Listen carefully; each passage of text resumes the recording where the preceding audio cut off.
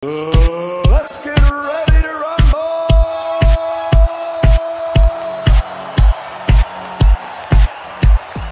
Ipinakita nga po mga idol ng ating pambansang kamao na si Manny Pacquiao ang ginagawa niyang paghahanda sa laban kontra Buakaw Bantamweight ng Thailand, kung saan ay gaganapin ito sa April 20 sa Thailand din mga idol. Sa edad na 45 ay marami pa din ang humanga sa ating pambansang kamao na si Manny Pacquiao dahil sa seryoso sa practice.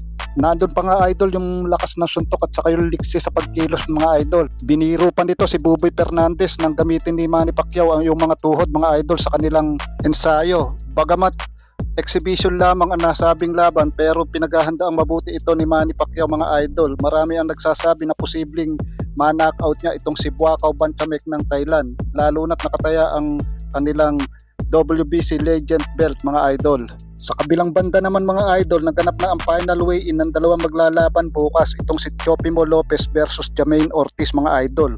Kapwa pumasa naman sa 139.6 pounds ang dalawa. Ganun pa man, sinabi ni Lopez na hindi daw magtatagal mga idol ang kanilang laban dahil knockout daw ang aabutin sa kanya ni Ortiz at didiretso na siya sa kanyang minimithing mga pangarap. Yun lang at marami salamat mga idol.